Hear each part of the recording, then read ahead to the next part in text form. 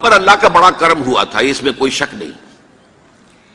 اس ملک میں 1974 میں جو فیصلہ ہوا قادیانیوں کے غیر مسلم اقلیت قرار پانے کا، وہ واقعہ یہ ہے کہ بہت ہی مبارک فیصلہ تھا۔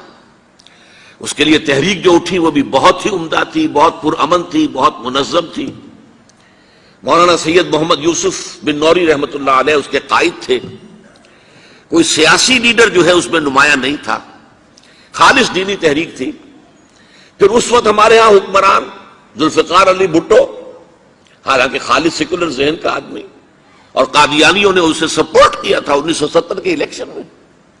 قادیانی سمجھتے تھے وہ تو ہمارا اپنا آدمی ہے، لیکن اللہ تعالیٰ نے اس کے ہاتھوں لیکن بہترین طریقے سے، جس پر اعتراض کیا ہی نہیں جا سکتا، پارلیمنٹ کے ذریعے سے فیصلہ کرایا۔ کوئی آرڈیننس نہیں تھا، کوئی حکم جو ہے، فرمان جو ہے وہ ایشو نہیں ہوا تھا، پارلیمنٹ کے ذریعے سے۔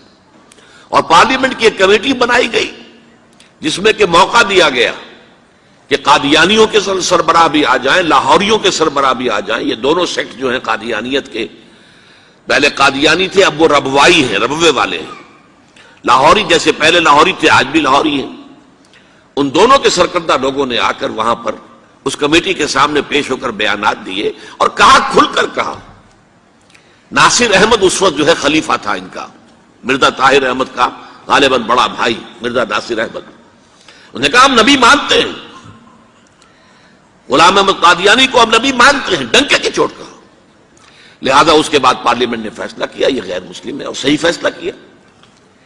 لیکن یہ فیصلہ ادھورا ہے، یہ بات آج میں پہلی مرتبہ کہہ رہا ہوں، اسے نوٹ کر لیجیے۔ قادیانیت کے فتنے کو کوئی گزند نہیں پہنچا ہے ان کے غیر مسلم قرار دیے جانے سے۔ وہ فتنہ جوں کا توں پنپ رہا ہے، جوں کا توں پھیل رہا ہے، جوں کا توں وہ اپنے سرطان کی جڑیں پھیلا رہا ہے ہمارے معاشرے میں۔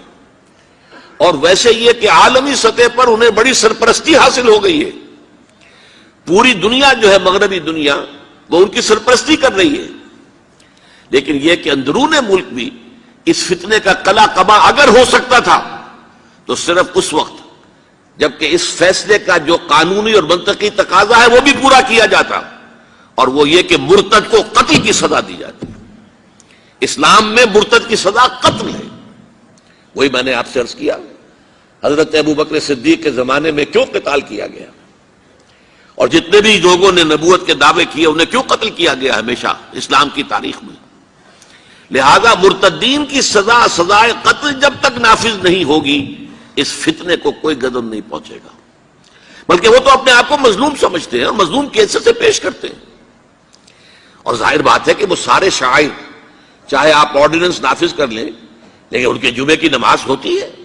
یہ ٹھیک ہے کہ وہ مسجد کی شکل نہیں بنا سکتے، ماڈل ٹاؤن میں ایک بڑی کوٹھی کے اندر ان کا جمعہ ہوتا ہے، ان کی عیدیں علیحدہ ہوتی ہیں۔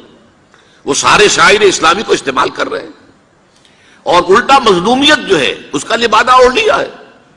جیسے دنیا میں یہودیوں نے ہولوکوسٹ کی مظلومیت کا لبادہ اپنے اوپر اوڑھا ہوا ہے۔